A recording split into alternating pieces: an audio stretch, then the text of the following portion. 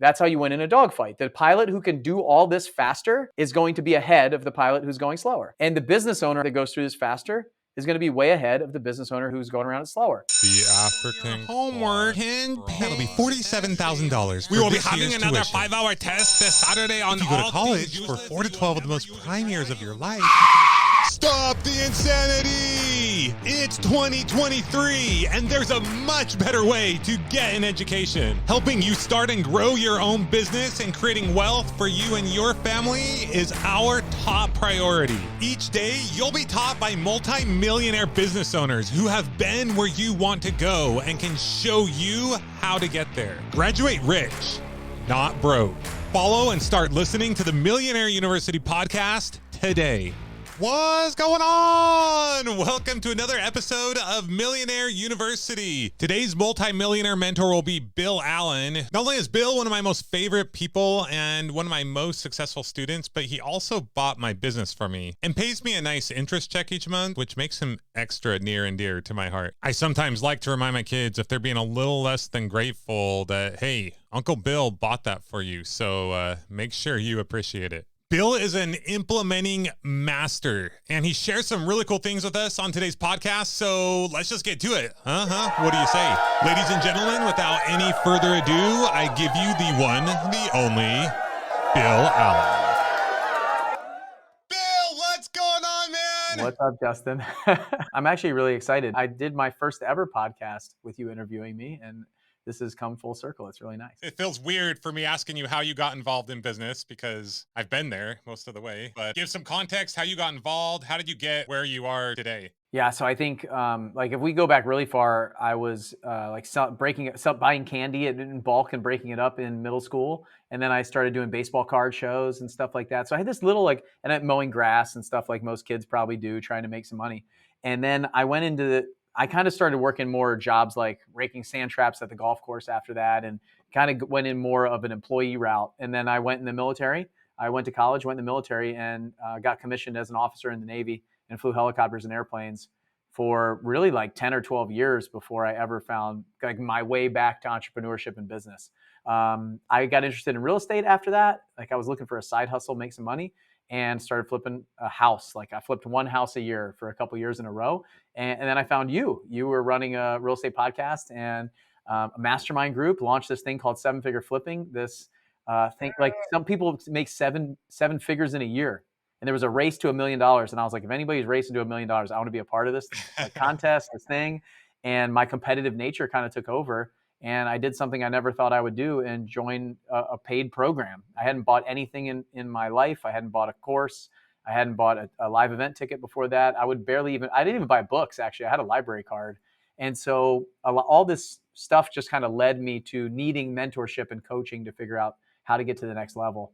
And joined your program and jumped in. And really that's kind of where I call it like closet entrepreneurship. Like I knew it was in there for a long time. I just didn't really realize it until I got around other people that showed me what they were doing, like you and Andy, like some of my biggest mentors, really unlocked my potential, which was really cool, and started building a pretty massive real estate business from then on. So I went from doing one deal a year under your guys' mentorship to do 67 the first year, then I did 135 the next year, then 187.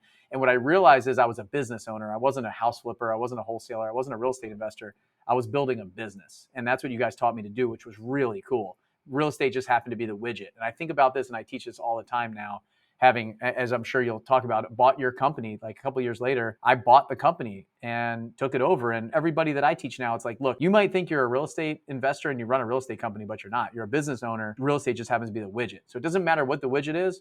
The principles are universal across all of it. And when I realized that, I was able to build some other companies outside of real estate, some different things that I was doing. And the education company just happens to be in real estate, but it's just another business with team members, employees, marketing, sales, operations, and finance. That's really it. So when you came to that first mastermind meeting, I was very concerned. I thought we made a mistake. I was like, this guy hasn't done a lot of business. He doesn't have a lot of business background. He's got a full-time job. And at the beginning, I was like, oh no, I was sweating because I thought everyone was going to be like disappointed. Like, why'd you let him in? He's not up to the caliber. And then by the end of the 3 days, I'm like, okay, He's a pretty smart guy. I think I'm okay. I'm not going to be in trouble from the group at least, but I was still kind of concerned. But by the next meeting, what blew my mind is you were like the guy leading the charge. You started to say things and people started to perk up. It took a little bit for people to realize the success you had in such a short period of time. But before you know it, it was like the Bill Allen show. I mean, I know you're a humble guy. I know you're like, I don't know about that. But you would talk and everyone listened. Everyone was writing notes. And then by the next meeting, everybody was doing what Bill was doing. You started coaching people. And me seeing that, I'm like, okay, we got to like pay you something. So how long was it that we took till we paid you to be a coach? We hired you to be a coach. You were coaching anyway. Yeah, I don't know. It was probably like a year and a half. So we brought you on to be a coach. And then shortly after that, we're like, hey, do you want to do more? Brought you on to be COO. And then there came a time when I was ready to sell the business. And we're like, hey, did I ask you if you wanted to buy, or you said, do you want it? Or you're like, are you serious? You selling it? Well, yeah, you kind of were like joking about it, and then you're like, you know what? I would probably like, if anybody I would sell it to, it would probably be you. Is this something that you might be interested? And I was like, no, not at all, not interested. And then like 2 days later, I don't know, we just talked back and forth. I was on vacation when this happened, and I was like, I don't want to check my email, my phone. I'm on all the time. I was trying to turn it off, and it just kept nagging at me. It was kept like digging at me. And then you were like, well.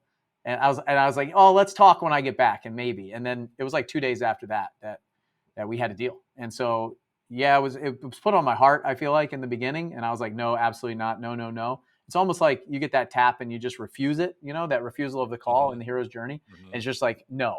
If you look at any movie, any in history, any story, the hero is always like, no, I can't do it. It's not me. There's no possible way I could do that. And then just little by little over time, it's just like, hey, and you just kept like tapping. And I was like, okay, let me think about this a little more and a little more. And it became reality. So I don't know if I've ever told you this, but from that second meeting, I knew you and I were going to do something together. Have I told you that before? I don't think so. I don't think so. I was like thinking like software company. I was like, I got to work with this guy. Like, he's insane. He's amazing. I didn't know that you would later be running my company and then buy it from me, though. I didn't know that either. So we can go down a couple rabbit holes. You talked about the hero's journey. I like that. Or we can talk about what is it that makes someone successful. I have no doubt that someone who is currently running a successful business, if you put them in another business, they're going to be successful as well. So yeah, I think that it doesn't really matter necessarily what the widget is, that people can repeat success over and over and over again with different vehicles and different widgets. I think the conversation around success is probably a pretty good one. I've been trying to figure out how to boil this down into a formula, an equation. I'm an engineer, so I like numbers and data. And I look back at all these people that have come through the doors of my company and when I was with you, of like, how are some people successful and some people not? Because they all look different. They all have different skills. They all have different abilities. They all have lots of different qualities. They don't all look the same. And so now I do think there's like specific traits that are consistent across the board with people who are successful. And that's what I've been trying to figure out for like the last, 6-7 years myself. Because if I can identify that and we can train to that, then our students, our members, all the people that come in will be more successful. Business owners will be more successful because of that. And I think that's what people have been trying to do for a long period of time. Even as far back as Napoleon Hill, trying to figure out like the original like school of success, these kind of things is what makes people successful. So that's probably the best route for us to go, I would think. Let's do it. So what do you got?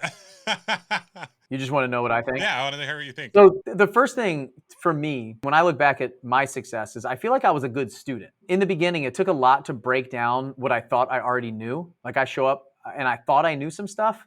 But then when you put me in that room in Dana Point, I realized that I actually didn't know very much. Like the people in there, I usually show up to a place and I'm like, oh, I know my stuff. I've always kind of had an ego, which I think a lot of entrepreneurs do. Yeah.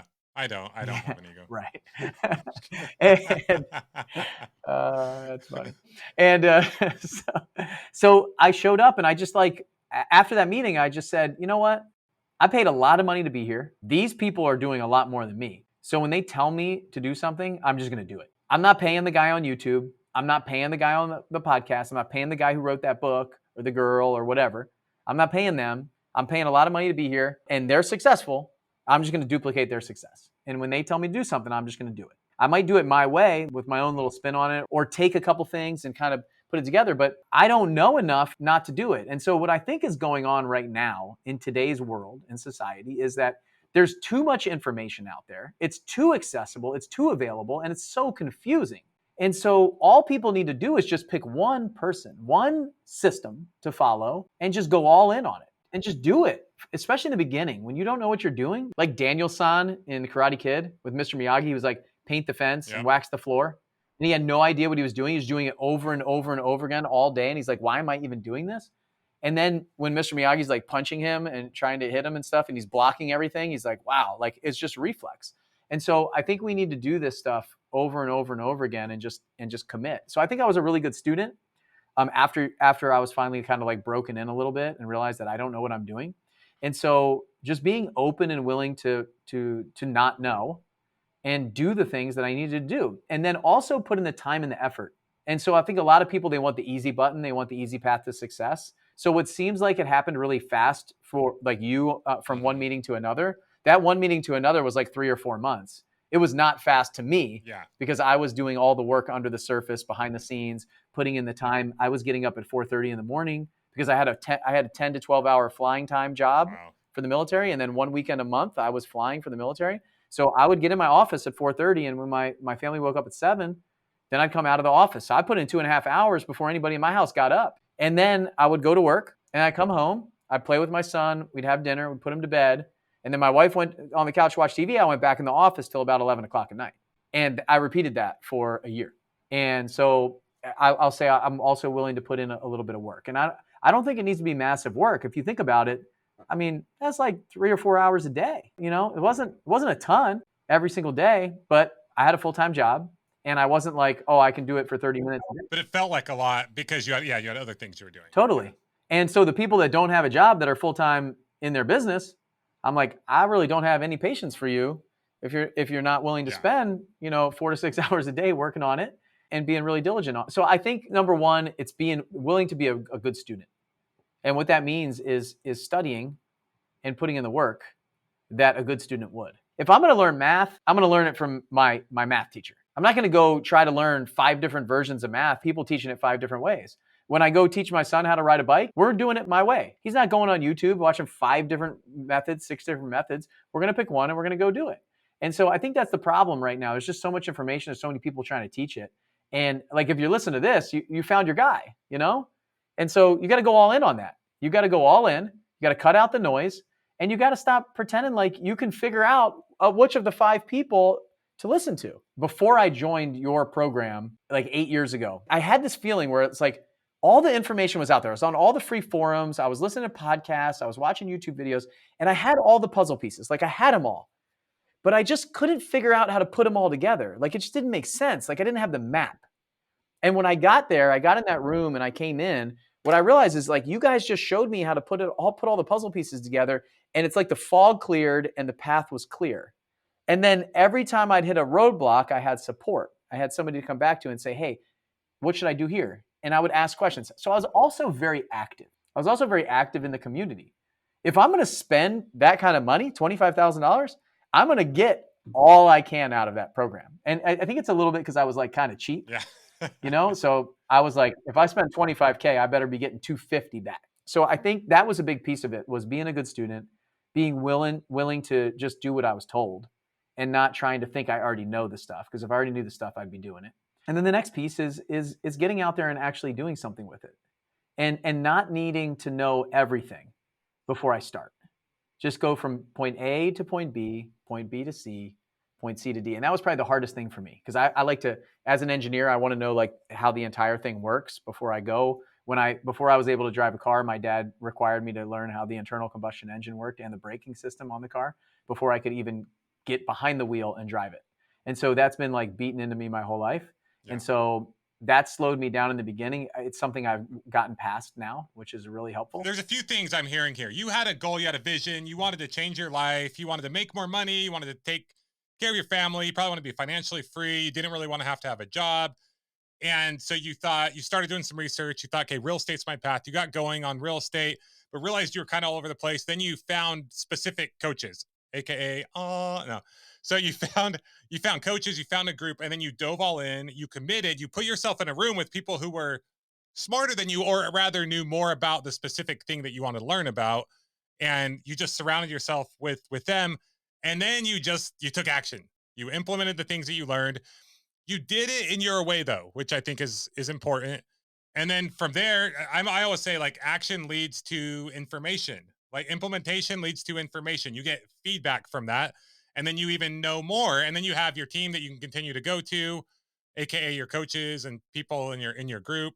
You can go to them, and then you just keep pushing through those any hurdles that come along, and you just keep charging ahead. Is that right? Yeah. Yeah, for sure. So, but one thing that kind of got glossed over is I tried to figure it all out myself for a long period of Yeah, time. I mean, years. yeah, So like years, I had this real estate thing from like 2009 to like 2015.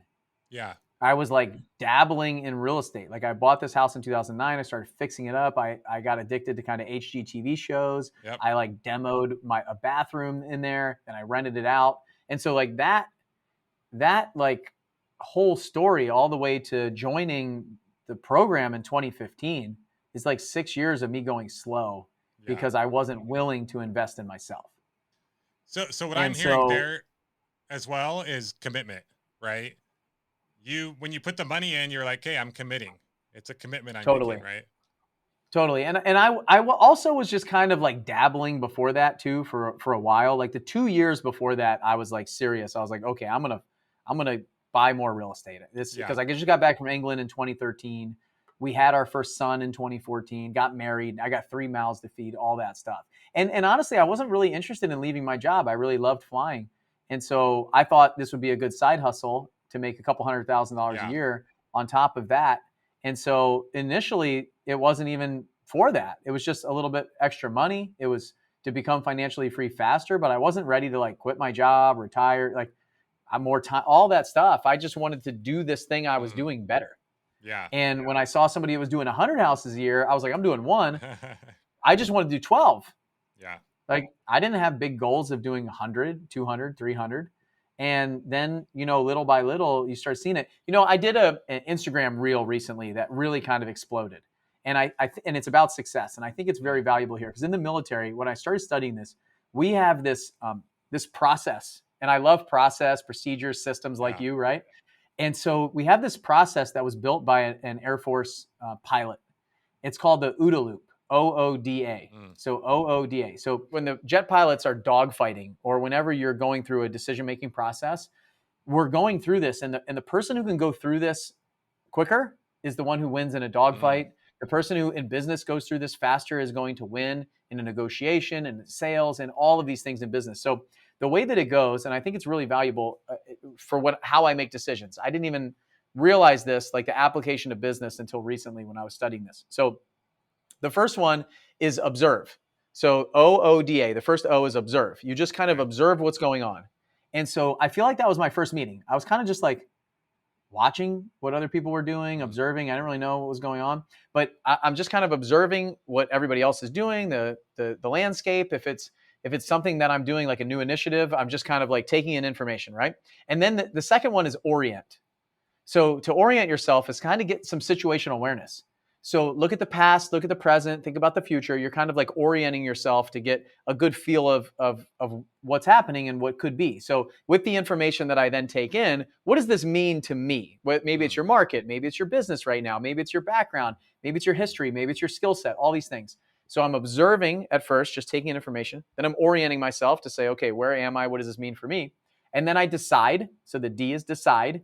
And then the A is act. And what it is a big loop. It's called the OODA loop. And what you do is you get all this information, you decide and you act, and then you observe again. So I combine this OODA loop with these 3 steps that I take all the time is hypothesize, test, and pivot. So before I do anything, I'm thinking about the hypothesis. This is what I think is going to happen. I'm going to test it, and then I'm going to adjust things. Yes. So if you take that concept and then you add it to the OODA loop, you've got this observe. So when I'm doing something new, I'm observing, I'm orienting myself. Okay, what does this mean? I'm deciding and I'm acting. And then I'm sitting back and I'm observing again. Okay, I put in this little input. What is it doing? I'm observing, I'm taking in data and information. I'm orienting myself. What does this mean for what basically in business you can say, okay, I do some marketing, right? I do some sort of marketing. I'm expecting to have this kind of conversion rate, this kind of return on ad spend, this amount of return on investment, all these different things, right? Maybe I got more than what I was expecting. So when I orient myself, I go, what does that mean? Oh, that's good. Let's spend more. Right? And so I'm deciding to spend more, I'm acting, and then I'm observing again. And maybe my observation goes, oh, well, I spent more, but my return on ad spend now went down. Yeah. Okay, what does that mean? Maybe the ad got stale. Maybe I need to spend less. Maybe I overspent. And then I'm orienting myself, I'm deciding, and I'm acting again. So you can see, I can use any example about this in anything that we do. I hired somebody. Okay, I have these expectations of them. They're meeting them or not meeting them. I'm observing what they're doing. I'm orienting myself. What were my expectations? Are they meeting them? I'm deciding what to do next. Maybe it's a little bit more training. I'm acting, and then I'm observing again. And it just goes around and around a cycle. And the faster you can go around this circle, that's how you win in a dogfight. The pilot who can do all this faster is going to be ahead of the pilot who's going slower. And the business owner, I think, that goes through this faster is going to be way ahead of the business owner who's going around it slower. The thing is, there's little tweaks that happen on a regular basis in business. And I think the really ultra successful people, they're going through this loop so much faster than the people who are sitting there stalled or stuck. Because what they're trying to do is they're trying to already create the entire outcome of whatever process they're inputting before they even start. Yep. But you can't even figure it out until you make these little inputs. In order to decide and act, you have to have some orientation and be able to observe and get data. And so for me, what I realize is if you think of a computer and how fast they work, that's like, if we can do more of that and just if you can take action, then you can go around this. Naval Ravikant, he said that Malcolm Gladwell's 10,000 hour rule, he was like, that's actually garbage. It's really 10,000 iterations. It's not spending 10,000 hours doing something. It's actually like doing 10,000 iterations of it. And I was like, man, that's exactly it. That's brilliant. Because I feel like that's what I did. I took so much action and went around this loop so many times that I was outrunning everybody, even though I didn't know what I was doing. Because I was building, I was like machine learning and building information so that I could decide and act faster than anyone else who's just kind of stuck or even cautious. Where, I had the hypothesis, I tested it, I pivoted over and over and over again. So I love that. So you don't think you should have like 100-page business plan before you do anything? I mean, no, but I do think that you should have some expectation of what you're looking to get. Sure. I prefer an educated guess than just a pure pie in the sky plan. But even if you just had a rough estimate of what you should expect to happen, there should always be a hypothesis. I hate, what drives me crazy is people who are like, I'm just going to try it and see what happens. Yeah. Wait, what? You have no level, no metric of where you want to be. Even if it's I want to do $1 million a month. Even if you just had something that you can compare against, because otherwise, how are you going to orient yourself of whether it's working or not working? It just is. And what's so cool, if you surround yourself with the right people, your hypothesis doesn't need to be 100% purely just a random, I think this random thing that's never happened before might happen if I do things this way. It's like, well, I saw this person and this person do it like this. I'm going to tweak it a little bit, but I'm not going off of nothing. I'm going off of something, right? And that's the best part of having a tribe, a group of people, somebody who has actual data and metrics from either past history of what's going on in their current business, because then you could say, hey, I tell people all this, all the time, what are you getting in your business for this? What are you getting for this? What are you getting for this? And then if you can have a subset of data, now you can say, okay, we should be around here. My friends are getting this, my mentor's getting this. He told me to expect this. And that's what that group did for me. Yeah. And that's what any coach and mentor should do for you. They should give you an idea of what you should expect. Yeah. So that you can, when you go into it, you're like, okay, I should expect to see this. I should expect a 50% response rate. I should expect a 3x ROAS. I should expect a return of investment of 4x or more, or I should expect it should take me this long to do something. I want to keep talking to you and asking you all these things, but number one, I know we're out of time. And number two, I think this is so good. I just want to kind of I have this mic over here, but I might ruin our setup. Anyway, I want to drop the mic and be like, dude, let's have you on another time, talk about other things. But I love the OODA loop. I love the HTP, hypothesis, test, pivot. I think those are huge. I think those are gold bombs. I think if people just do that, but do it quickly. I'm always telling people, if you have a thought of something you want to try, go try it out now. Go do it. You don't have to spend $1 million to test something out. Yep. Some things you don't have to spend anything. Some things you might have to spend a little bit, but do it based off of knowledge that you already have. Go do it, go take action. And then you're going to get even more intimate, detailed information from that. You're going to get more feedback that's directly related to you, your situation. And then you reiterate and you keep adjusting and pivoting as you're talking about. Well, you must have taught me that, because I'll tell you what, it seems like everything that I've done in my life, especially with business, has been an idea that's been implemented quickly. Yeah. That I just jump, not knowing what the result's going to be, but I just go. Yes. Like if I feel it, if I have the calling, if I have the tap, if it's in my gut, I just go. Totally. Like I don't want to wait. So many people are waiting so long, and then it's gone. The idea's gone, the momentum's gone, it's all gone. Your drive, the excitement, it's gone. So like I had an idea for something just like 2 days ago, and it's happening on Wednesday. The big farmers market that I run in my community now, it was idea on a Monday and executed on a Saturday. That's awesome. If it's a great idea for the marketplace, if you've got the momentum, you just got to keep going. And everything in my life has happened from something that I've done quickly. That's awesome. And you might get to a point, maybe, especially if you're like me and you have like 1,000 ideas a day, where you need to not do everything. But most people don't have that problem. Most people don't take enough action, don't take it fast enough. Number one, either they don't see the opportunity. My assumption is people who are listening to this podcast, they're already taking in information, they're learning, they recognize opportunity. You just got to act. You just got to act, stay focused, but act, quick action, orient, decide, pivot. I like that. That's way better than having a 100-page business plan that's like perfectly written out, because it's going to change. You're going to get burnout the second you get going. If you spend like forever and don't get that momentum trying to figure out all the details of everything before you take action, then you're going to get burnout, because things are going to be different than you think. So dogfight. I love it. Get in that dogfight. Let's go. That's it. Just let your success define the success or failures define the future of your business plan. A lot of times you're just pivoting, just small pivots left or right based on what people want, what the marketplace wants, what the outcome is. And it works great. The cool thing, I mean, you think of a dogfight, it's like trying to kill the other person, right? The cool thing about business is you're only competing against yourself, really. You don't even have to be in the top like 500. You don't have to be in like Fortune 5,000, and you could still make a ton of money, live a great life. And be financially free. So, okay.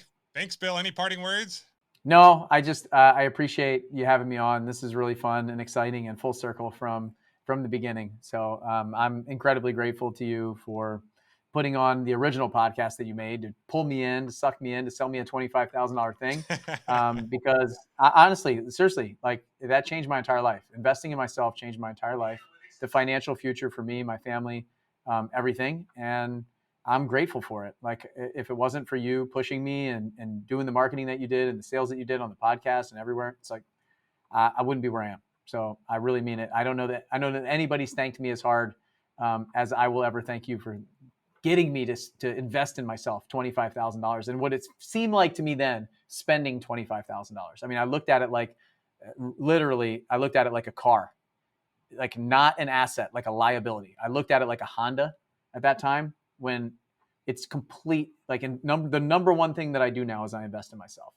That's it. No, that's number one. Then I invest in my business, and then I invest in assets like real estate. And so number one, I invest in myself. If I can't invest in myself for something, to earn a skill, to increase my ability, to increase my value to the marketplace, then I invest in the business, then I invest in assets. So I'm grateful for that, and I always will be. And if you're listening to this and you're not investing in yourself financially and time-wise, then you're not meeting your ultimate potential. You have to. It's a must. Well, whenever I wonder if I've done anything of value in business, I just look at you, Bill, and I think, okay, it was all worth it. That's right.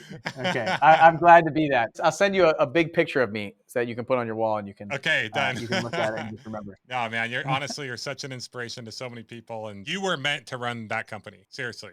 Maybe I was meant to start it. I mean, I guess I was, since I did, but you were meant to take it over, and what you've done with it, I couldn't be more proud, man. So I love you, man. Been an incredible example to me and so many people. Thanks for coming on today, and thank you for everything you've done for the whole business community. Can't just say the real estate community anymore. Thanks. I love you too, dude. It's been an awesome journey, and it's been a lot of fun, and I'm grateful to carry the torch.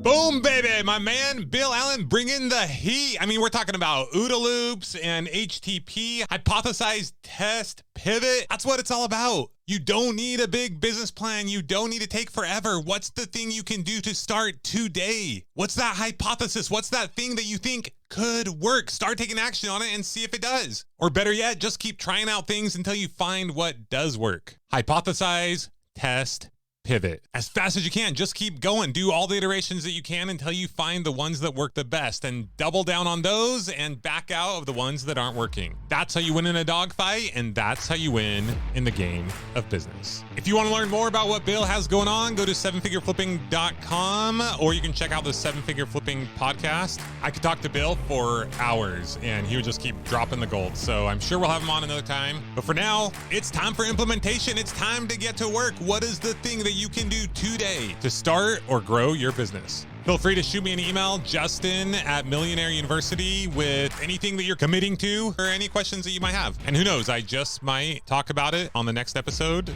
of the Millionaire University Podcast. Until the next lesson, class dismissed.